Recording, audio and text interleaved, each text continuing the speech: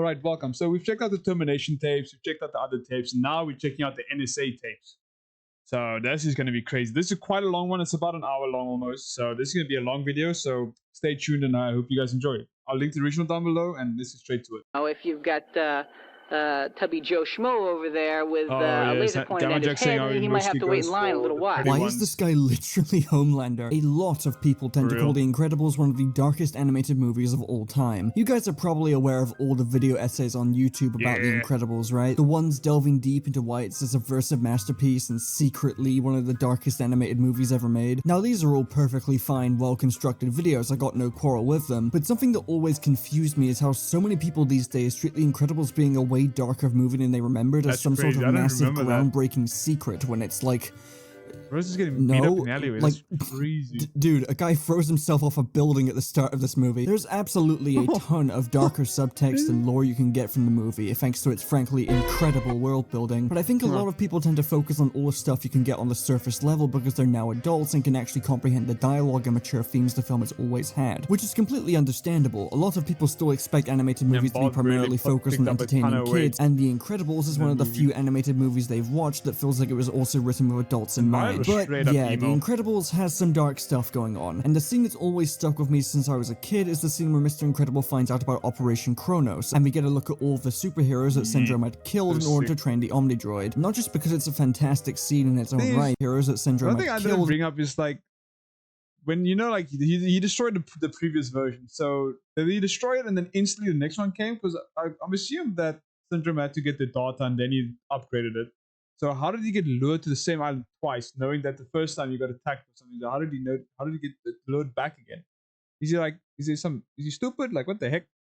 You know what I'm saying? In order to train the Omnidroid, not just because it's a fantastic scene in its own right, but also because we never actually see many of the other supers outside of The Incredibles and Frozone. In fact, it's only in the sequel that we finally get to see some other supers actually using their powers. We also never see much of what life was like in the superhero glory days before they were banned. Now, the obvious reason for all of this is that we don't necessarily need to see this stuff. The Incredibles has a very tight script, and that's one of its greatest strengths. But the lore-obsessed freak within me has always been interested in getting a glimpse of what everything was like in those days, and more importantly, actually knowing who these heroes were and what they were like. Little did I know that for the past 20 years I could have gotten this glimpse. This looks like a bigger version of Syndrome.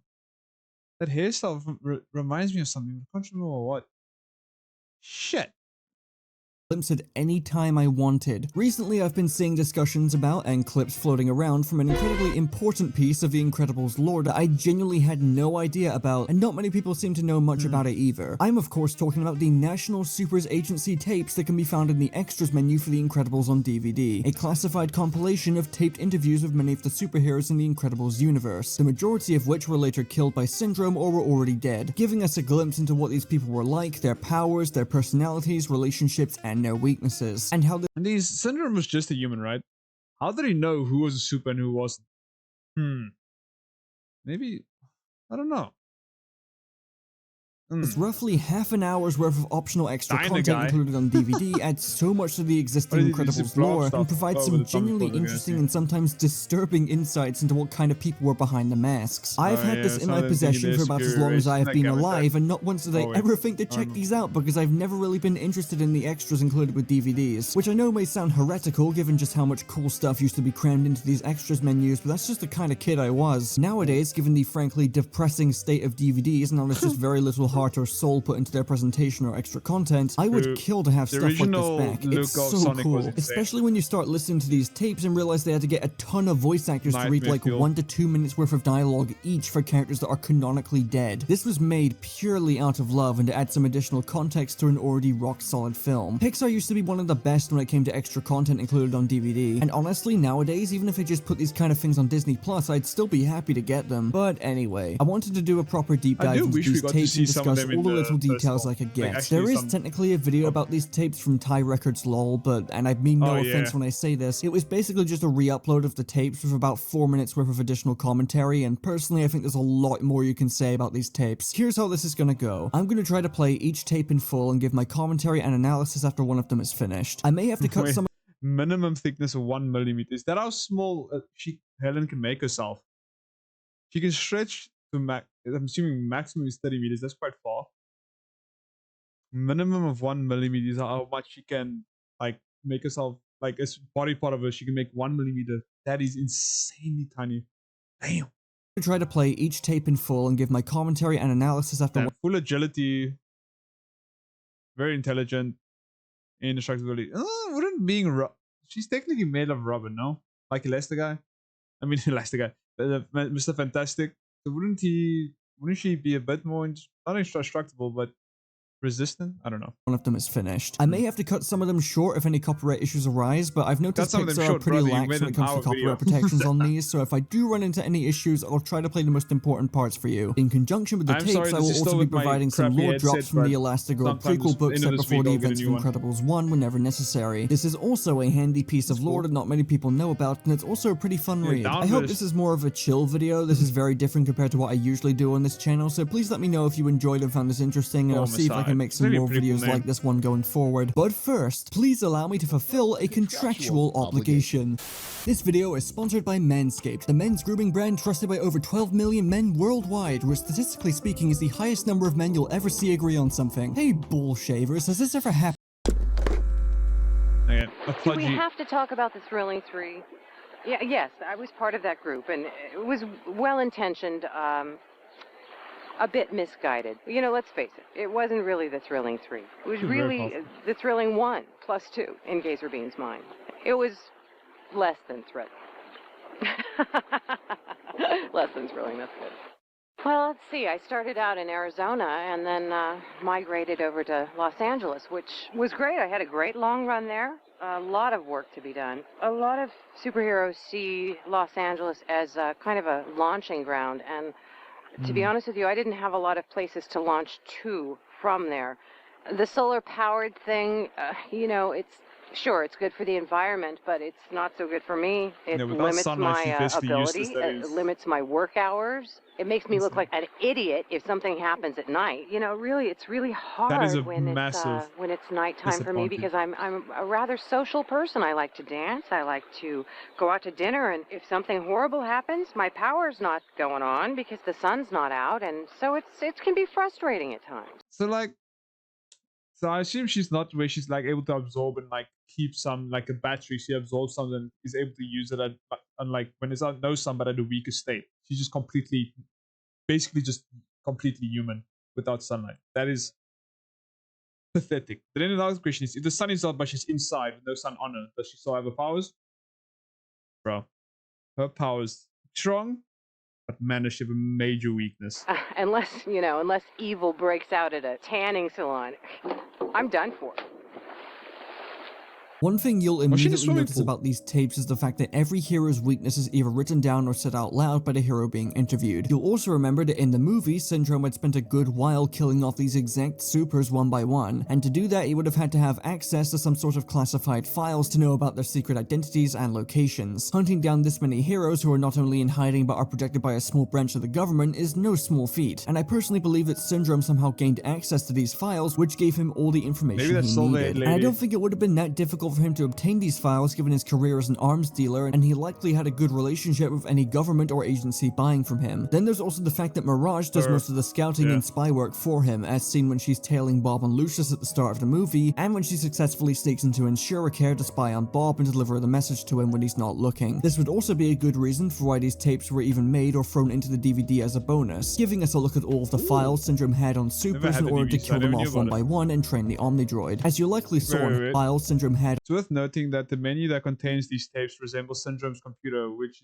while likely just a neat detail, is also a very cool coincidence. On supers in order to kill them off one by one and train the Omnidroid. As you likely saw and heard, Apogee gets her powers via solar panels, which, to be a bit of a nitpicking douche for a second, saw and heard. No, she gets it from the sun, not solar panels. What? Apogee gets her powers via solar panels, which, to be a bit of a nitpicking douche for a second, is very funny considering the golden age of supers like it took place in the... They will imply that golden age took place in the 1940s.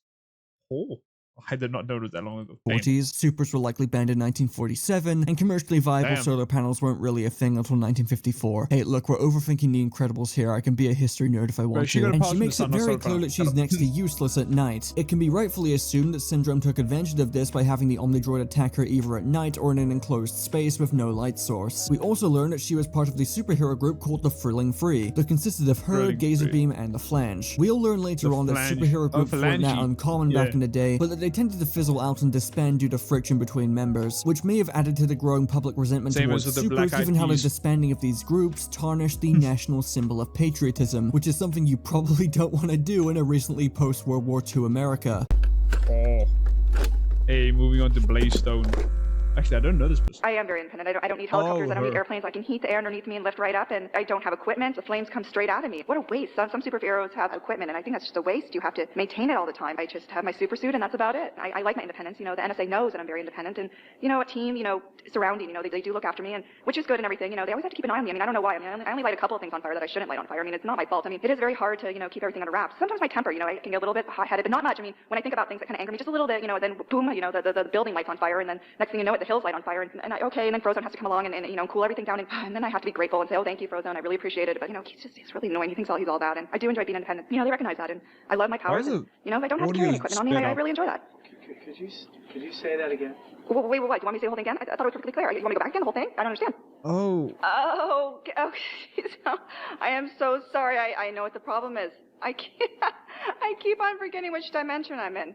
Wait, which dimension am I in? Blaze-Stone is very interesting, and before anyone asks, no, she does not have any dimensional warping powers or anything of the sort. I've seen a few people online suggest that her comments about not knowing what dimension she's in after realizing she's talking too fast suggest that she travels through different dimensions, despite that not being one of her listed powers at all. She's just described as a pyrotechnic by the NSA, and if she did have powers of this magnitude, I believe they would have absolutely had it written down somewhere. So for all we know, she just has a habit of talking really fast. It's not a very exciting answer, but it is funny. As seen in the notes here, before she became a superhero, she was arrested and jailed for some sort of crime that we're not told about, only to be recruited and rehabilitated by the National Supers Agency, who kept her on a tight leash while she performed hero work. Surprisingly, she used to be in a relationship with Frozone, but that doesn't really get elaborated on too much. And she even teamed up with Universal Man as a dynamic duo called Beta Force, who seemed to only operate during the night compared to most of the other heroes who operated at basically any time. However, she would defect from the NSA and fall on the wrong side of the law once again later on. This isn't explained in the NSA tapes, but is actually shown in the Elastigirl prequel book, where she organized a group of criminals together in order to steal a bunch of stuff and leave the city, only to be foiled by Elastigirl, Downburst, Mr. Incredible, Frozone, and even Universal Man. Sometime after Blaze-Stone was released from jail, she was targeted by Syndrome, who likely took advantage of her weakness to water and cold temperatures.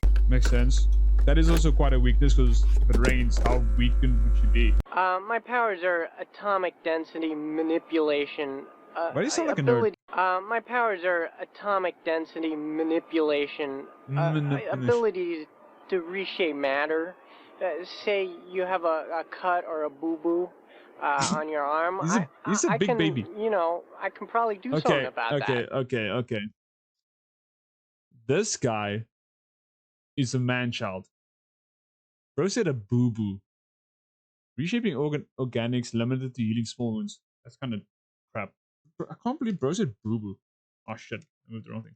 I'm not on your arm. I can, you know, a cut or a boo-boo on your arm. I can, you know, I can probably do something about that. I'm not exactly a band-aid. I'm a little bit better than that. I'll actually heal it. You know, so I got my start in a doctor's office, actually. It seemed like a good place to start at the time, but it's pretty boring in there, actually, and I got a little tired of it. You know, the doctors, they didn't appreciate what I was doing as much anymore, and you know, I wanted something a little sexier, you know, than just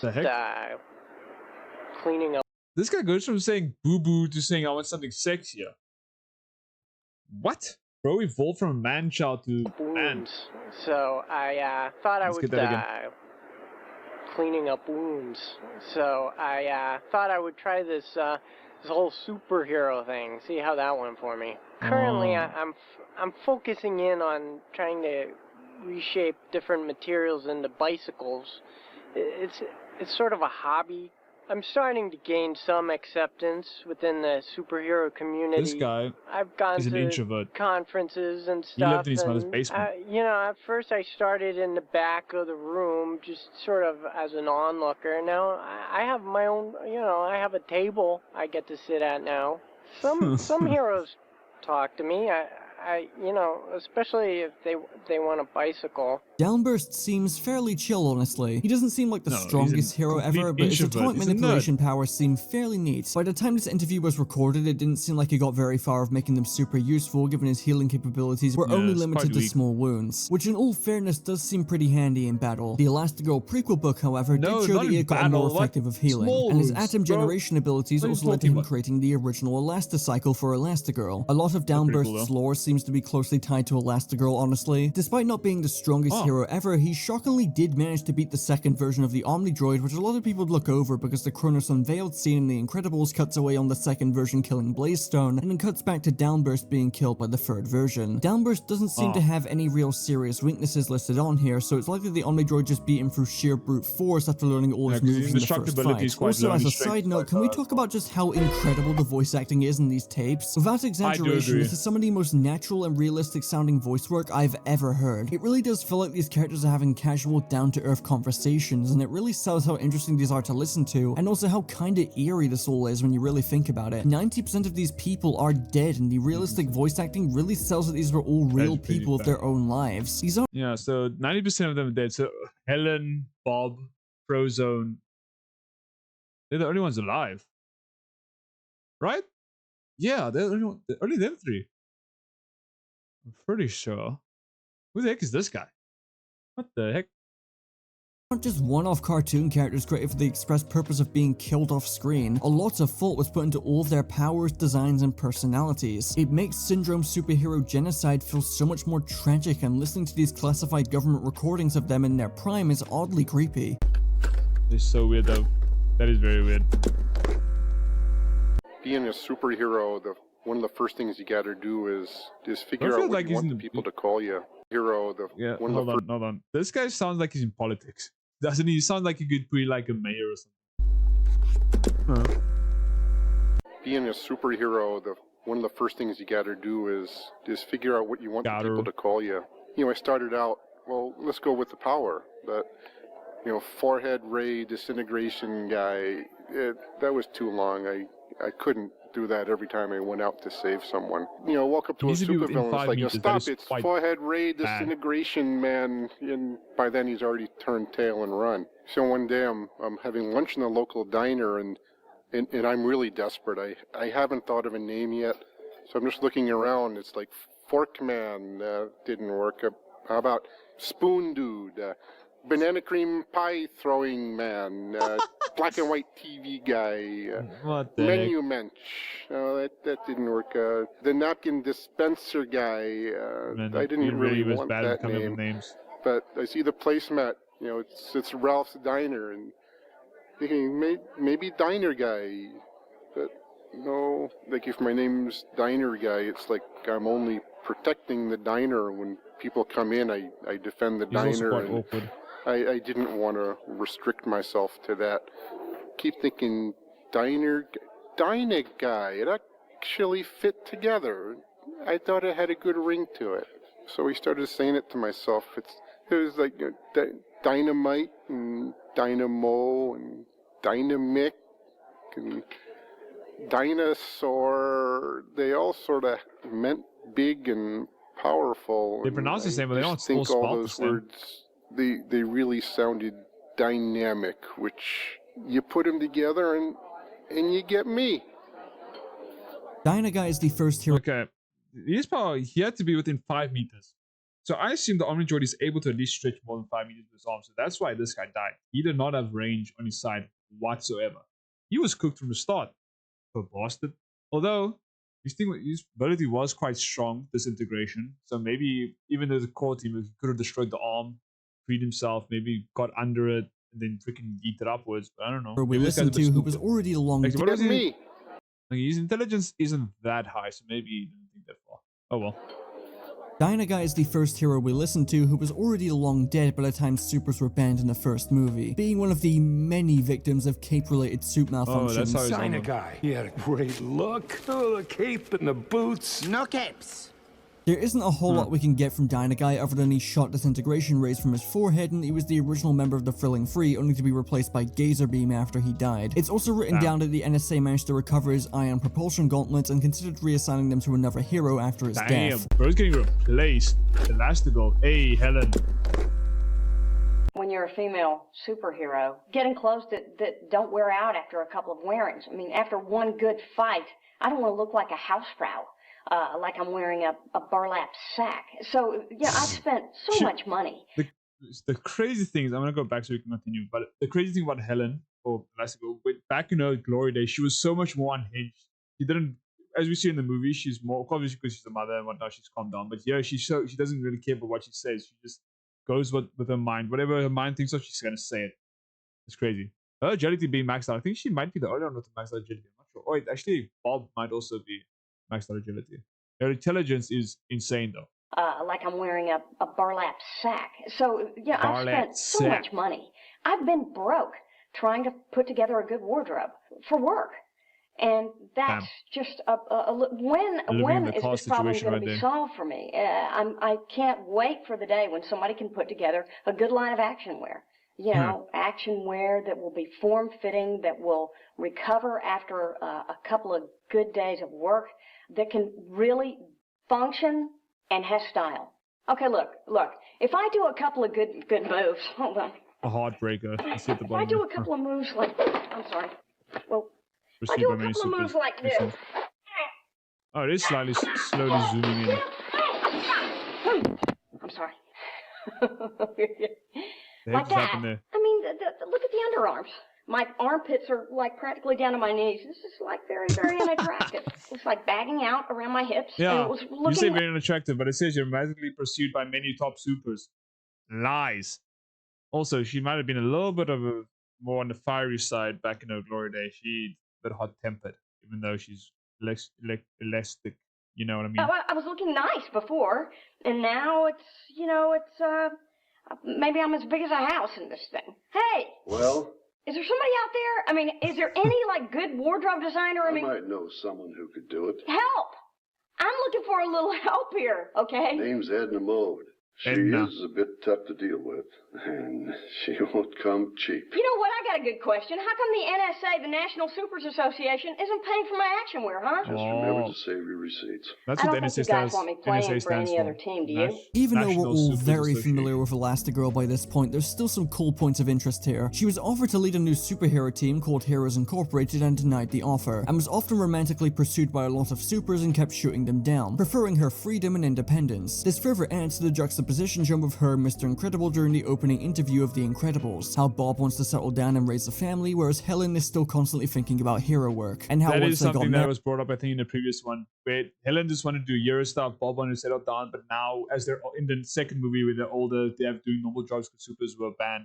Bob wants to go back to doing hero work, where Helen is happy, she's being settled down with the kids. It's cool to see the transition. And raised a family together, they completely swap priorities. This interview also marks the first time Elastigirl is taught about Edna Mode, sparking their partnership and leading to the creation of her classic suit we're all familiar with. Towards the end of the interview, she gets a bit feisty of the I want to know, how long is the... I don't remember. How long is the time period between this, when they're glory days, to where we see them in the second movie where they're older and settled down? Was it like 20 years? What was it? I'm not sure. Say about how they aren't paying for her damaged super suits, which are costing her hundreds, potentially thousands of dollars to replace, even making what sounds like a small threat to play for a different team if this isn't sorted out for her. There's a couple of conclusions you can reach with a statement like this, but given the time period, and stay with me here, she's probably referring to the USSR. We've already seen with the disbanding of the Thrilling Three that superheroes and the breakup of the team tarnished national symbol of patriotism.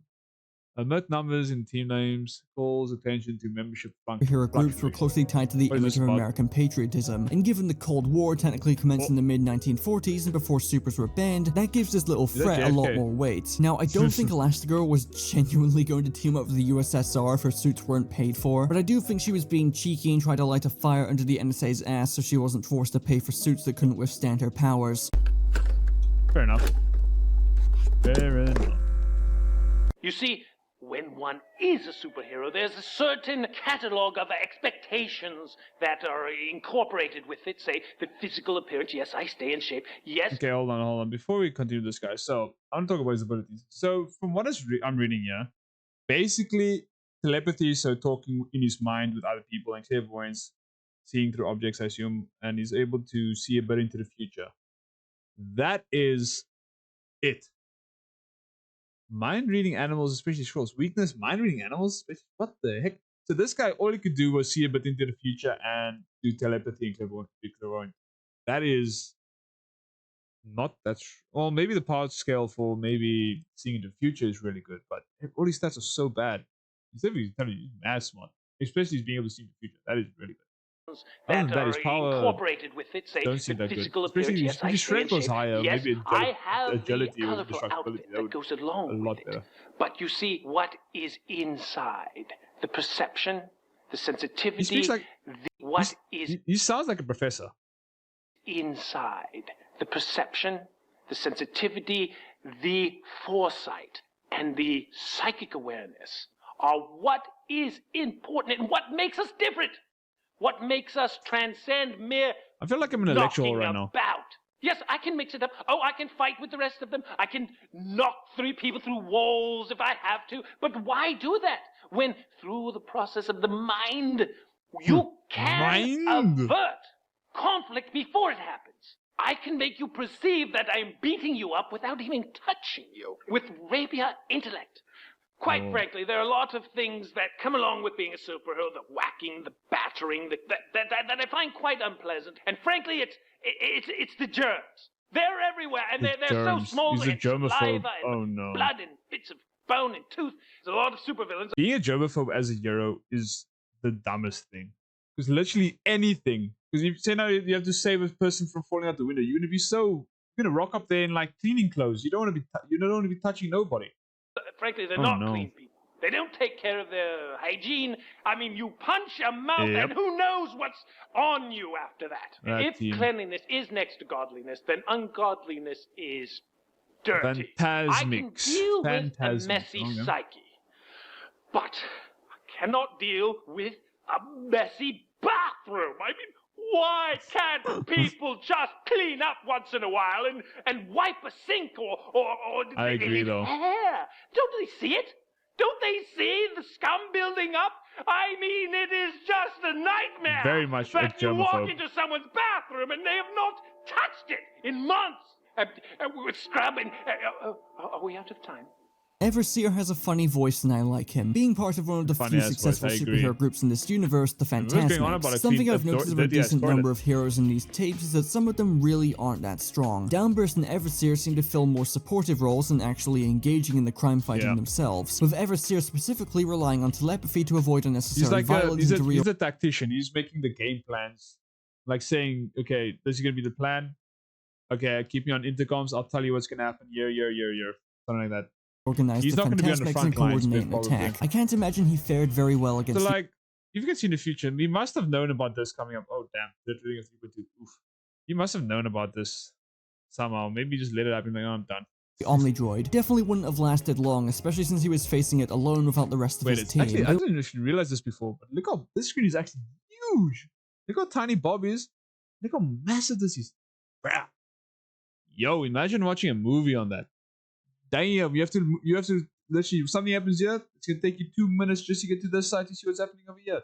The Omnidroid definitely wouldn't have lasted long, especially since he was facing it alone without the rest of his team. I also greatly doubt that Syndrome was able to capitalize on his weakness because I mean, read this for a sec. It's very likely Everseer died quickly. An interesting but non-canon tidbit here is that there was a line of Incredibles comics by Boom Studios that I also had no idea existed. Is that coming out of his nipple? That's coming out of his belly button?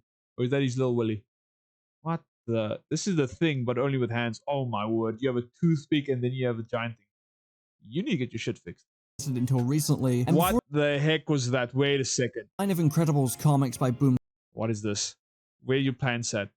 Put on clothes. What's wrong with you? Studios that I also had no idea existed until recently. And before the comics were cancelled and the canonicity was thrown up in the air thanks to Incredibles 2, Everseer foresaw his death at the hands of the Omnidroid years before it actually happened, and that when he was killed, his brain was preserved and was used by the main villain Zarek. That's about the extent of my knowledge regarding these comics, and what happens after this isn't known due to the comics cancellation. I thought Everseer was only able to see a little bit in the future. I didn't know you could see that far in the future. That is way too OP. But I thought this was an interesting bit of trivia to add. Frozen. He's alive. He's cool. Honey, where's my super suit? Mishaps. Where's my super suit? I've had some mishaps as Frozone, but generally I've learned how to take, lemons and make lemonade, And I've been able to do some things for people that, possibly would have turned out quite badly had I not been there. I've gone on vacations with friends of mine. His personality, hot dogger. Who've been slipping down them great glizzies. Ski vacation. When we got there, snow was melting. Hey, I was able to go out and make that happen. I'm like the human Zamboni. One day, I must have been, I don't know, maybe 1.5, 2 years old, and I had a glass of Kool-Aid, and I really wanted a popsicle. And in my mind, I was thinking, popsicle, next thing I know, Kool-Aid was frozen in the glass. I was like they're born with their powers. And from that is what I was thinking as well now. Obviously, they're born with the powers, but is it only certain times in their age or in their youth, or when it actually manifests, or they're just born with it and they just discover that they actually have powers, Also, I thought, from what I heard on, I think it was a YouTube short or something, that Frozone's ability is more like, what was it? He's like manipulates temperature or something, or molecules or some shit. Not exactly just ice, but I can't remember. Going on, anytime but still, I his stats overall, his stats overall is actually really good. High agility, high intelligence. Power type pretty good because freeze shit or changes his. I think it's just frozen, but whatever. Ice skates. Good strength, good endurance. Yeah, he's got solid overall stats. About it being frozen, and it was frozen. I was elated. Mind blown. Elated. I'm a superhero because that's who I am. If it was possible, I would love to just tell the world who I am and let them know. But then I'd have no privacy. There'd be, babes lined up around my house. There'd be guys calling every day trying to ask for a super favor. You know how that is. Aside from getting a recounting of the time Frozone discovered his powers, there's also an important detail here of his listed weaknesses. Heat and low humidity environments. Now, no shit, right? Obviously that's Frozone's weakness. He even says as much in the movie. You can't run out of ice! I thought you could use the water in the air! There is no water in this air! And it would probably be pretty obvious to figure out that if you're going up against an ice-based superhero, that their weakness would probably be heat-related. So you said what in the air, so he takes the molecules and he cools them down. Right. I don't know. I can't remember. I can't explain it well. Whatever. But the fact these are on the NSA files, and we've already established it's very likely Syndrome had these files, it adds more weight to the idea that the first Omnidroid fought by Mr. Incredible was not originally meant for him, but was instead meant for Frozone. Think about it. That Omnidroid was 100% meant for Frozone because it's heated up, it's in the lava area. It was 100% meant for Frozone. First time we meet Mirage, she's specifically tailing Frozone and doesn't realize Mr. Incredible is with him until they save people from a burning building, where she tells whoever she's on the phone to switch targets to Mr. Incredible given Syndrome's obsession with him. It's likely they didn't have the time to change the Omnidroid to accommodate for Mr. Incredible's strengths and weaknesses, which explains why the Omnidroid chases Mr. Incredible down to the lava, as that was the plan for Frozone. It would render his powers completely obsolete due to the extreme heat. Then there's also the fact that this Omnidroid's eyes are blue instead of the red that it has later on, and the fact Syndrome already had Frozone's that scene right here was right here where it was pulling him. It would render his powers completely obsolete due to the extreme heat. This right there was said to fix his back, so it was able to help him get stronger again when he trained afterwards, get him closer to his glory days. There's also the fact that this Omnidroid's eyes are blue instead of the red that it has later on, and the fact Syndrome already had Frozone's location written down, and it all starts to click together. Gamma Jack. Pretty cool. There's always going to be a lot of collateral damage. There's lots of villains, and there's lots of villainous deeds going on at any given time. Part of my job is to prioritize which villains I'm going to combat. you know. So, you know, I take a look around. I see if there's any good-looking women who need to be rescued. Also, his personality known as Handsome Jack, that's the villain of Borderlands 2. Freaking good ass villain. Yeah, so he was more into like, okay, if they're hot, I'll make sure to save them. And if it's a hot, like, female villain, yeah, it's gonna be a bit difficult to kill them, but I'm still gonna do it.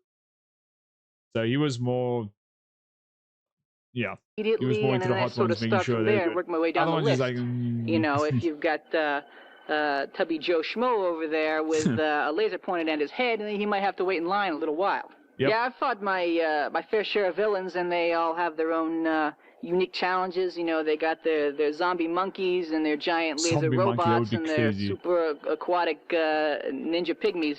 But I tell you, once in a while, the real kicker is I get these dames, man, these dame villains, and they got the curves and the hair and the big eyes, and boy, those ones, they're really, really hard to kill.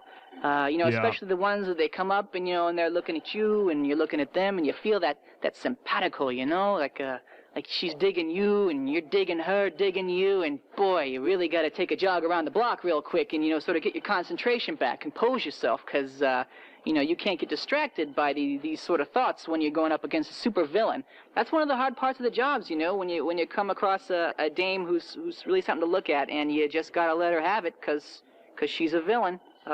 Yeah, those are the bad days. Holy God, a Gamma Jack is a piece of work, alright? This was the tape that convinced me to make this video in the first place, and it's probably the most known about and discussed tape of the bunch due to how obscenely out of pocket this guy is. That is 100% factual, because all my YouTube shows, every single time, I'm just seeing Gamma Jack's, the part where he speaks to Syndrome before he dies, saying, oh, what's wrong, buddy? Mr. Incredible not returning your calls. And it's like, oh, what a gangster.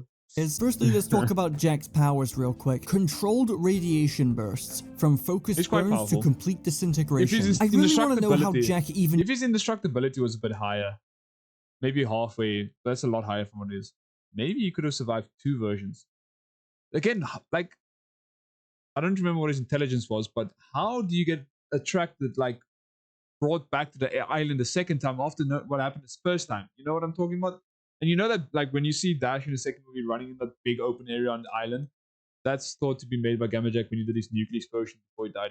Dying to the second Omnidroid he fought, because he is incredibly overpowered and, given his personality, super dangerous. He can either choose to shoot you with a cancer ray or just straight up toss a nuke at you. Why would you even be a criminal in Metroville when this guy is running around? And what makes his powers more terrifying is just the kind of person Jack is. Not only does he sound like a chronic narcissist, but he's also just It is him that says believe supers to be a superior race. I mean, yeah, when you get to that point, they think they're a bit superior. His intelligence, you see, it's high. So how did he get attracted back to the island a second time? How did he get tricked to go back there again? What?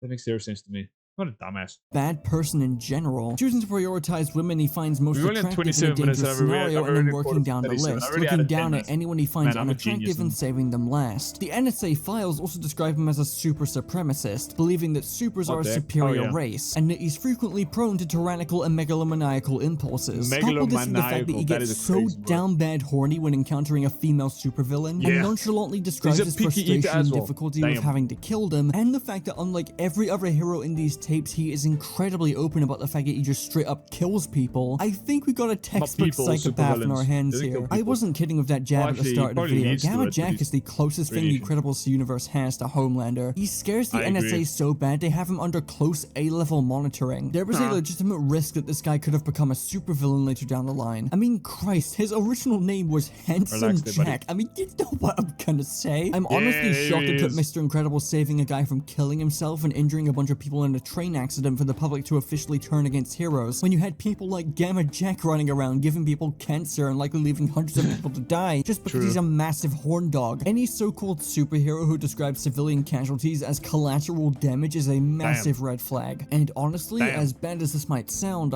I'm kind of bummed they killed him off in the first movie. There is so much potential for Gamma Jack as a villain, and while it's very wishful thinking, I kind of want Incredibles 3 to focus on him if they find some way to bring him back. I mean, it's not entirely impossible he's dead. Remember, Mr. Incredible managed to evade being detected by Syndrome after his defeat, and the system had him classified as terminated. So what if Gamma Jack did survive? What if he tries to start a superhero revolution in the third movie? It won't happen, but I like thinking about the missed potential sometimes. Laser beam. We know. We just saw I his think skeleton. the question I get asked the most is what happened with the Thrilling 3. It was working fine for me. That I have no problem working in groups. He sounds like I think we were businessman. very successful. I think at times we may have been among the best, but a team is just that, a team. And then any time you take individuals and you put them in a contained environment, they tend to react like oil and water sometimes, or peanut butter and chocolate. Very slowly. Although peanut butter and chocolate does taste good together, so that's actually a bad example. Peanut butter and chocolate. I quite enjoy that. I think the thing I get asked about the most, of course, is my laser vision. People tend to think it's a real picnic to have eyes that shoot lasers, but I would assume no. believe it or not, it's had its disadvantages. From X-Men, what's his name? The guy with the laser eyes. I can't remember. I think I remember saying his powers is actually like his eyes are like a portal to another dimension. That's where the heat beams come out. It's crazy. It's insane. His indestructibility is really low, and his intelligence is pretty good. Endurance pretty good. His powers, I think it's just the laser beam, but I don't know.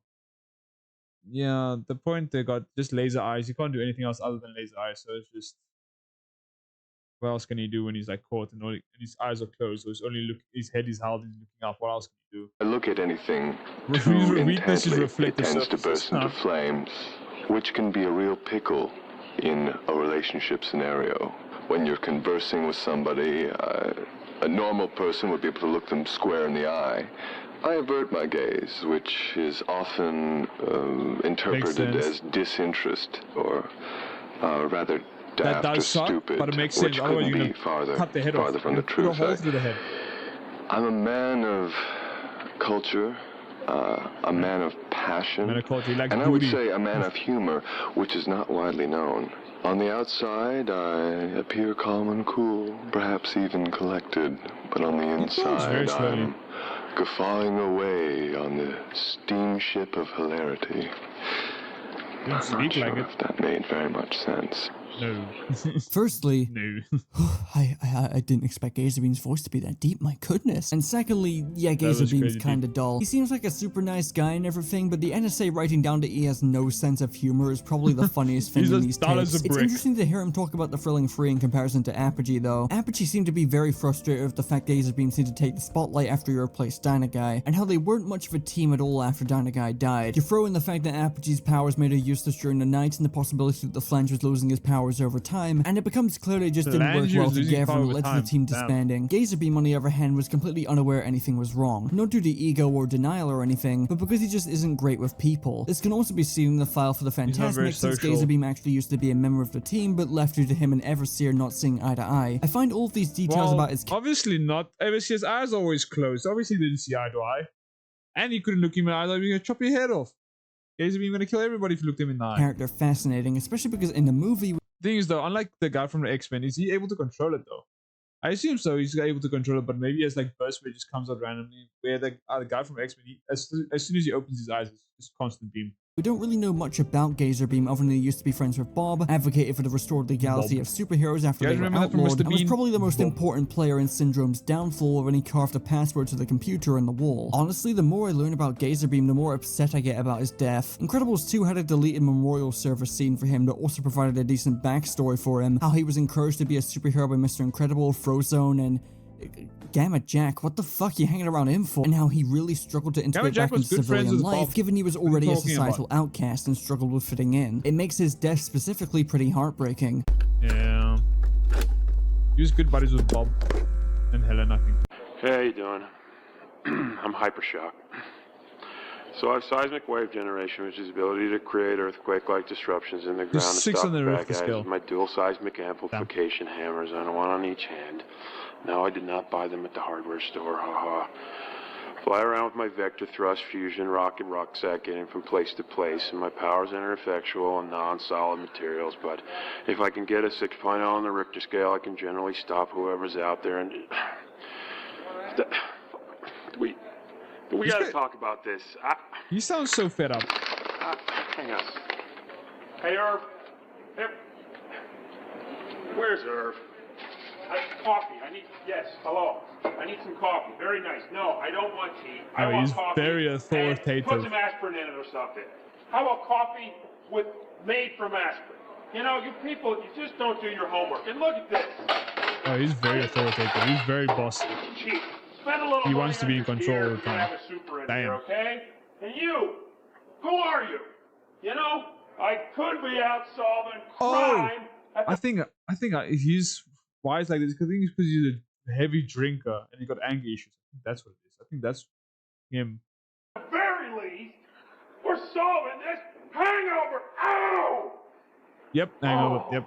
Now, obviously, it would be unrealistic to expect a movie as surprisingly grounded in reality as The Incredibles to not have a couple of sour superheroes walking around who aren't exactly the best people. And while it's very tough to top Gamma Jack in this department, Hypershock is a bit concerning. The tape being recorded while he's suffering from a really bad hangover doesn't help, but the film's pointing out that he has a really bad temper and likes to drink often are not exactly qualities you like to have in someone who will be attempting to save your life. That kind of person is someone you don't want to drive, you don't want them to be a hero, you want them to stay at home because they're going to cause a lot of trouble once they leave and get to a bar or something.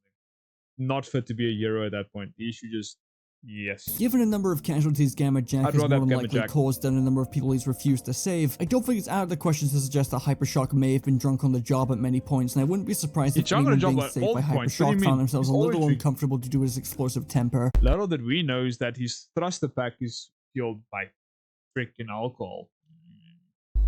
Who's this guy? Macroburst. This one I don't know at all. This one wasn't in the termination tapes. Macroburst audio file incomplete. Damaged during mission. Maybe he was. Audio file for Macroburst mission recovered, but returned. You see, he's also got 3 pretty high stats. His indestructibility isn't that bad.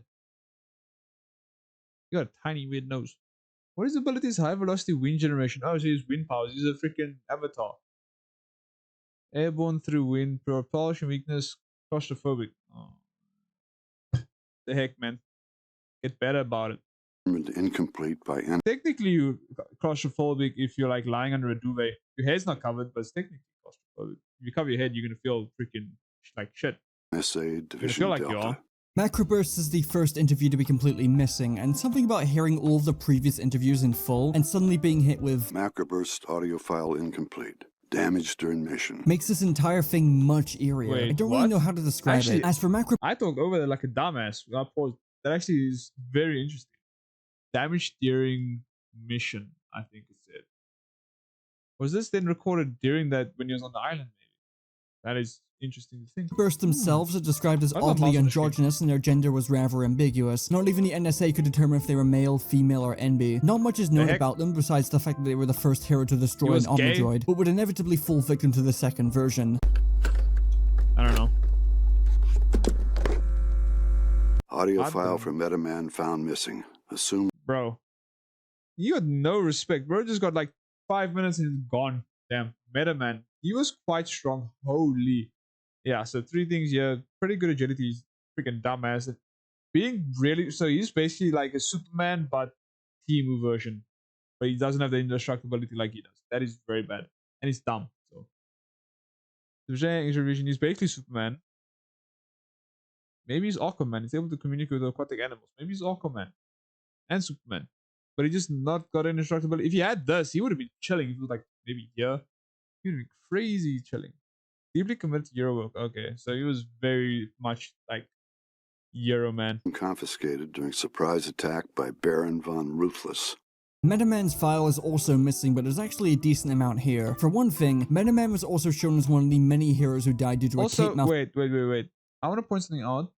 Didn't he have teleportation? So him dying in this scene makes here. For one thing, Metaman was also shown as one of the many heroes who died due to a cape malfunction as shown in the first movie. Which is a shame because looking at his stats, he seemed absolutely cracked. 3 out of 4 bars maxed out, 1 nearly there, and only suffering in intelligence and indestructibility. This would suggest that Metaman might have been one of the strongest heroes on the planet. Look at how many powers this guy had. Flight, super strength, x-ray vision, teleportation, magnetic manipulation, partial invisibility, and could even communicate with aquatic mammals. That's a massive hodgepodge of powers to throw into one guy. Yeah. He's like a Superman Swiss Army knife. In fact, it's likely he was considered by many to be this universe's equivalent to Superman and seemed to genuinely be committed to hero work. If any other hero had asked the NSA if they could oversee all of the current superhero teams, I think they would have been shut down. The fact the NSA were considering it shows just how much they trusted him. The reasoning for the file being missing is that it was apparently stolen by Baron Von Ruthless, a notorious supervillain in the world of the Incredibles and the sworn enemy of Meta Man. So notorious, in fact, that there was even a time where Frozone got caught by him and managed to escape due to Ruthless's habit of monologuing, which if you don't remember is the story Lucius recounts to Bob near the start of the movie. What does Baron Von Ruthless do? He starts monologuing. He starts monologuing. I mean, the guy has me on a platter and he won't shut up. I think if Meta Man had lived beyond his cape malfunction, Syndrome probably would have been cooked, right? Like, I just don't see how he would have died to the Omnidroid. He's not taking into account the low indestructibility, because that is holding him back way more than he's making on, and also teleportation. Because he's low intelligence, he didn't think to teleport, but his cape got stuck, so that's why he's died. Dumb. Yeah, this is gonna be a long video, guys. So if you know, some superheroes, they pay attention to. Bob is juiced out. His power type is low because mega strength, the invulnerability. Well, that's maxed out. His ability to sense imminent danger is really good. Incredible. The Mev car with onboard whip. Okay. Yeah. So high full strength endurance, high, pretty good intelligence, really good agility for being someone that's mainly strength, so it's insane, and then indestructibility being that high is overpowered. Overpowered. Easily distracted. You have ADHD? ADD? Inability to set priorities. Their look when they're first breaking in, but then they get a little notoriety, they get a little sloppy. I mean, I don't want to, name names, but okay, the Flange. You remember the Flange? Oh, Flange. I mean, I love that guy. Hey, Flange, I love you, and I'm not talking out of school here, but the outfit, come on. I mean, he wore that out, but he didn't even have it cleaned. He had schmutz on it from other battles that he fought, and he actually worked on his signature yodel for a year.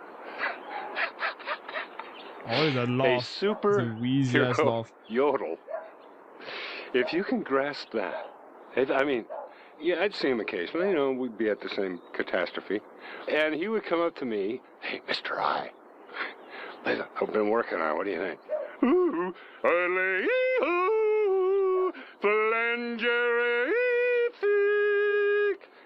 I mean, is that disgusting or what? Pull yourself together, Brother Flange. You're representing something here.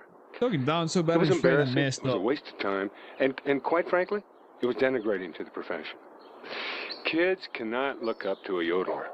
What I find most interesting about Mr. He's like the guy that goes to a party or like tells jokes, but no one's really interested. They're not really paying attention because it's just, his jokes are falling flat. That's what he was like in that tape right there. Incredibles file here is not just the acknowledgement from the NSA that he was extremely possessive over the Incredible, something that would become way more obvious in Incredibles 2 when he found out it was being sold at an auction. They said it was... That's my car! But also this little bit of info here. Ability to sense imminent danger. That is insanely powerful. I had no idea this was an actual power Mr. Incredible had until now. I thought he was just super strong and hard to take down, but it was an actual power Mr. Incredible had until now. I thought he was just super strong and hard to take down, but apparently he had an uncanny ability to sense imminent danger. That alone recontextualizes a lot. Like the scene with Bon Voyage, for example. I thought he just heard the beeping of the bombs, but from the distance he was at, it had to have been almost impossible, so he probably just sensed that something was wrong before getting closer and finally being able to actually hear them. And then there's also what this adds to him in general when he has to go into hiding. Bob's midlife crisis. Yeah, so it's like Spidey sense, but I wouldn't say nearly as strong because, it's like Spidey sense, but weaker. Will likely have been worsened because of this power. Constantly being able to sense imminent danger happening and the frustration he feels knowing he can't do anything about it without risking him or his family's safety and security and breaking the law. If I was given the ability to sense any kind of danger before it happens and I was forced to do nothing about it for the rest of my life when I know I can be the difference maker, would probably drive me insane. It's no wonder Bob found it hard to settle down like Helen did. He's got a stranger danger whistle going off in his head every time. It's funny because he wanted to settle down back in his glory days and now he's like, oh. He walks down the street. Christ, what an agonizing 15 years that must have been. Okay. The Phalange. I'll be happy to answer any questions you have. I just, it's kind of off day for me. This guy is sick in this tape. He's got some raspy ass voice. Oh, because his voice used to do was, he's got Sonic voice. His stats overall are quite bad. His indestructibility is good compared to most of the others previously, except for Bob. But damn. Also, so when he uses powers, it as lashes back, so it causes damage to his vocals, I assume. That is stupid. Your powers are dumb. I blew out the pipes. I was trying to seal off this thing that came out of the water. You know, the villains, they always got those bases and stuff. So the funny thing is I blow out my pipes by blowing out the pipes. You know what I'm saying? It's a little joke, you know. The play on words. Yeah, the thrilling thing. What can I say? That was a good idea. I mean, I'm not sure I really know what happened. You know, people blame me and they say there were these, you know, conflicts. Excuse me. A little dry, but you know, I don't know what they're talking about. I mean, you know, Gazerbeam and I got along fine. Excuse me, I'm having a little trouble. Damn, these powers are really bad. You know, it was a democratic situation. You know, it was good. I don't know what people are saying. Excuse me. That is horrible.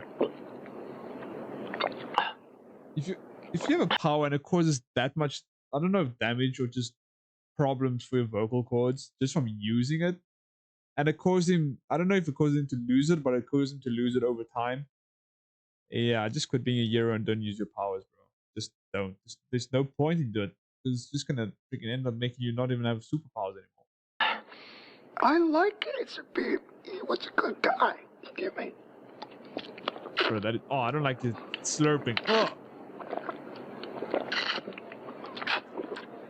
The Flange was one of the more unpopular superheroes with the public, struggling a lot with the fact that he was never embraced by them and desperately wanting to.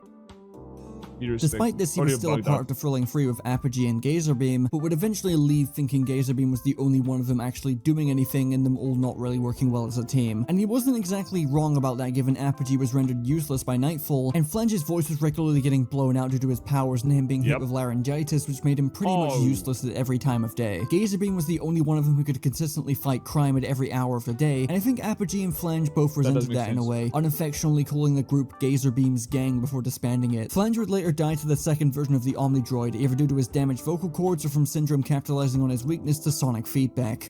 Yeah, I mean, other than his vocals, he literally can't do anything else. All he can do is a sonic screech, basically. Other than that, literally just a dude. That is pathetic. Shame, poor guy.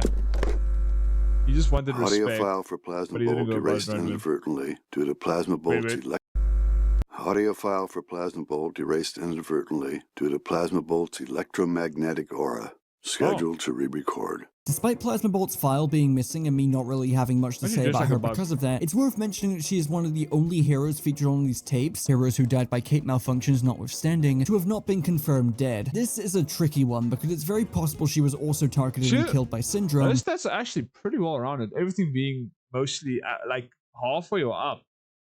She's really good at indestructibility, agility. Her intelligence is quite high. Everything, these things are almost halfway. Damn, she was pretty really good. That doesn't go well together, but damn, she's in the Phantasmics. She's actually pretty cool. I wish we saw her as well. She's dressed like a bug, so. But when Mr. Incredible is looking for the files, she never once shows up as being terminated. It's worth mentioning that there were multiple cuts in this scene, either to show Bob's reactions to finding out many of his friends and fellow supers have been killed while the computer is still showing them off screen, or to cut back to Helen and Edna. It's very possible that Plasma Bolt could have shown up on the computer off screen, but nothing has been confirmed. It certainly makes more sense for her to be dead in my eyes, since she would have been the only surviving member of the Phantasmics, but the possibility of her survival is still there. Ooh, that'd be cool. Maybe she makes an introduction in the third movie. So in high school, that's when I realized I had the ability. Before we go Psychwave, okay, in the Termination Tapes, the first video I made on this, her death in the little animation was by far the worst. Ripping off an arm, a leg. Oh my, that was bad. Okay, let's listen. So in high school, that's when I realized I had the ability to possess other people, to send psychic waves to other people to get them to do things that I really wanted them to do. I had a crush on the she seemed. I think she also had she had the very bad personality for the kind of power she had, making people own thing, also weakness, own body vulnerable while positioning. Yeah, so her power was the positioning. Yeah, so she was really, and it's only 30 seconds that she can do it for. You know, ability is pretty right. So if you can take over, like, say, Mr. Incredible's body, for example, then it'd be insanely good. Then it makes sense. But it makes sense why that's so bad. That is, ability has got very little use in, like, certain scenarios. That's just sucks. It's more like something you do every day to get money or something, you know. Quarterback of the football team, who was also my best friend's boyfriend. I psych-waved him into asking me to the homecoming dance and breaking up with Shelly. That's crazy. And the more I practiced it, the shorter amount of time it took. You know, I could just sort of look at someone or look at a picture or see them passing by and think this thought or this action or whatever, and it would just happen. He was more of a villain. Never really used it to harm people, except for all those girls I made the guys break up with because I wanted to date them. Kind of freaky, actually. Psychwave is a fucking freak. I wasn't kidding earlier when I said there were some pretty disturbing secrets in this universe, and Psychwave is definitely one of them. I really want to know the limitations of her powers, because she's able to possess anyone she wants through either looking at them or looking at a picture of them. Like, that is just insane to me. Not to mention how gleefully she's talking about how she would just randomly practice possessing other people to do her bidding, to the point of possessing multiple guys to have them break out with their girlfriends simply because she wanted to date them instead, including her best friend's boyfriend, by the way. Psychwave is absolutely unhinged, and the fact that she's paranoid does not surprise me. Recounting all of this stuff with a smile and looking back on it while laughing is just peak sociopath to me. She is sick in the head. There is some debate as to whether or not she survived the Omnidroid, despite being shown that she was terminated. The official Incredibles wiki states that Syndrome never found her body, but I can't for the life of me find a detail that confirms that. So as far as I know, that crazy bitch is— If that's the case, then maybe it's more like what happened with Mr. Incredible, where Syndrome literally was terminated, but didn't find the body, so you just assume because you fall down a cliff or whatever, just assume. Interesting. Maybe she also, maybe she does make a comeback in the third movie. That'd be pretty cool. Crazy. Cool, but she's gonna be a lot older. When did Syndrome? They must have been already past their glory days by far before when Syndrome decided to start killing them. He's dead. Syndrome is just a loser, by the way. Splashdown audio file irretrievable due to water damage. Splashdown's recording is missing, and aside from being another Cape victim, I'm good just moving on to the next one. There's not much to say here. They just did that because of Edna's thing.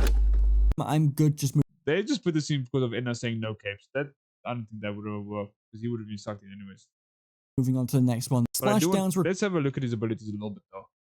So, pretty good. Strength, pretty good. Endurance, quite good. And then the rest are very bad, especially his indestructibility, very bad. Also, his name being Splashdown, oof. He can fly, underwater, high-speed travel, only underwater, that is oof.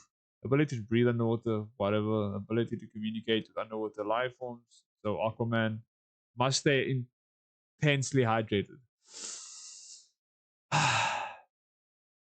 Yeah, okay. What a loser. Splashdown audio file irretrievable due to water damage. Yeah, so he's got some Splashdown's recording is missing, and aside from being another Cape victim, I'm good just moving on to the next one. There's not much to say here. Homicide. There's vapors, kind of gases in the air, and I can take them in. I'm kind of like a sponge in that way. I emit them however I want. I can emit your oxygen, I can emit carbon dioxide, carbon monoxide, you know, whatever you need. It really depends on the situation. Say there's a fire, you know, and I gotta save people or whatever. Basically, I can take the oxygen out of the air, and that stops the fire. On the other hand, if there's a bad guy, I just emit the oxygen, and the fire gets a little crazier, and then, you know, bad guys smoked. It's kind of awesome. Because I'm all about gas emissions, yes, I have been the butt of many jokes. Maybe it's just because I'm too... What? What? Oh, I said but. I said but. Why is she getting so wrong? No, I'm the bot, the main Good joke. time. See, this is exactly what I'm talking You about. can fly over people. I've got powers. They involve gases. What do you want? Stormicide seems like one of the cleaner superheroes in this world, honestly. I could make some juvenile jokes about her powers, but they already did that for me, and they're also just genuinely pretty cool. What I found the most tragic about her, though, was the fact that she was studying chemistry and fighting crime while caring for her alien uncle. That is very, very handy for her powers, because she works with chemicals and stuff. Or gases, whatever. That is very handy. Wow. If that uncle was still alive by the time Syndrome found her, then it's likely he was left alone without a caretaker and probably died alone without anyone around to keep him fed or medicated, which is genuinely pretty heart-shattering to think about. That is. Stratogale. Stratogale's mission audio file deemed incomprehensible. Suspect. Very high strength. Pretty decent endurance, intelligence, great, pretty good agility as well, but then indestructibility is the one that falls down by all of them almost. Subsonic flight, so that's quite fast, I assume. Super strength, yeah.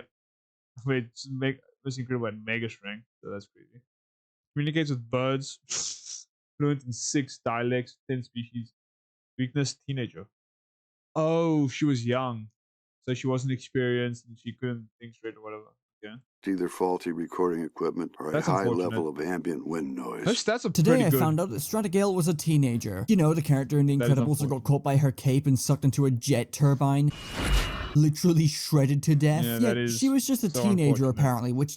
Jesus Christ. It is harder when you read her file and realize that she was genuinely a really sweet person. She communicated with birds, for God's sake. Some part of me thinks that Stratogale's death stuck with Edna the most out of all of the heroes who died from cape malfunctions. It's very easy to view Edna as the funny and tactless character that she is, but as funny as her whole no cape spiel is, it's clear she's vehemently against capes for a damn good reason. If a suit I designed resulted in the death of a teenager, I would also be kinda shaken up by that fact and never design a suit with a cape attached to it ever again. By the way, I think it's obvious by this point that whatever timeline The Incredibles does have, it isn't exactly delicately written. Stratogale was apparently a friend of Mr. Incredible and Elastigirl, showing up at their wedding along with a bunch of other heroes. She looks like a freaking teacher there. She looks so apparently old, a friend of Mr. Incredible and Elastigirl, showing up at their... Wait, this is still during the glory days. She must still probably a teenager, but she looks so old. Wedding along with a bunch of other heroes. Her appearance does not look any different to the time she died. Most signs point towards The Incredibles being set in the early 1960s. Ooh, 50, I didn't realize it's 15 years later. So is this 15 years after the glory days, or after they get married, which is closer to glory days? Okay, so it's 15, 20 years. Placing the years Bob and Helen got married and Supers being banned around 1947. The exact date Edna gives to Stratogale's death is April 23rd, 1957, a full 10 years after Supers were banned. Not only does it not really make much sense why there's high-profile super activity going on 10 years after it was... Did it say she could fly supersonic speeds? How the shit he died to a turbine? That's some bullshit. Outlawed, but Stratogale is apparently supposed to have still been a teenager here, which I don't believe makes much sense. Either the NSA files haven't been properly updated since 1947 and were only updated to mark her death in 1957, or this entire timeline wasn't thought out that well. Sorry to be annoying about it, but it's been bugging me for a while. That doesn't make sense. Thunderhead. Who the heck is this guy? Thunderhead PSA, stay in school, take 1. Oh, hello, kids. This is Thunderhead. I wasn't always a superhero, but now I am. And you sound like a downer. Graduate. Not a downy, a downer. He doesn't sound very enthusiastic. Tell him to graduate, wasn't I? Hello, kids. This is Thunderhead. Please stay in school, otherwise you'll wind up like me. That's not right. Okay, he's very much a downer. He's not very enthusiastic. He's not driven at all. He's just done with it. That is sad. That is a very sad superhero right there. Oh, I don't know where I'm going with this. You told me there was going to be a script or something. Well, I don't read. Oh, he's got really low intelligence. But you were gonna tell me what to say in through the headphones, and you're not telling me anything except go again. Hello, kids. This is Thunderhead. I didn't like pushover, easily controlled by his emotions. His intelligence is quite low, so makes sense. Loves kids. He adopted 5, so that also drains his freaking will to love. Having 5 children, that's crazy. Much, but maybe you will. Because you probably won't have the same teachers I had. Yeah. That's not so good. Just aim high and Thunderhead believes in you. Thank you. Thunderhead's interview might be the saddest of the bunch. Edna described him as a really nice guy in the movie, but this tape really sells that for me. I get the impression Thunderhead isn't just dim, but might be mentally impaired in some way. He didn't graduate high school either, and his comment about his teachers gives the impression he may not have had the most respectful or accommodating upbringing. He also clearly struggles with the directions being given to him for the stay in school PSA he's recording, and it just makes me feel really bad for the guy. He also adopted 5 kids of his own that he raised alongside his roommates, only referred to as Scott. I'd make a comment about how it can be easily inferred from this that he's probably gay, but I can't really say for sure. Still though, the fact he died in action and left 5 kids to be raised by his roommate and no one else is just really sad, honestly. That does suck. Universal, man. A name like that. Most superheroes have the It's Arnold Schwarzenegger. He's got his indestructibility is insane, but everything else doesn't make up. His power type is crazy, molecular density, but everything is so bad. His intelligence is damn low, his agility is damn low, strength is fine, but his indestructibility is really high, so that's crazy. He can almost basically make a black hole, very powerful. Weakness is ultra high density. Transformation can create uncontrollable gravitational nexus. I don't know what any of that means, but you can make a black hole basically. But it sounds like Arnold, so let's listen to that. The ego so they can have the so-called normal life. Me, I choose not to. I don't see why I get so much flack for not having an alter ego. I mean, it's supposed to be a secret. No one's supposed to know. So what's the point? So if I take a girl on a date, I'm wearing the costume, sure. They like the back and the awe of Universal Man. But when we're alone, with the candlelight music and the pericomo and the fragrant oils and things of this nature, then they come to me and they say, Universal Man, maybe you take off the mask. Maybe we can see who's underneath. There's no one underneath. They would be horrified if I asked them to take off their face.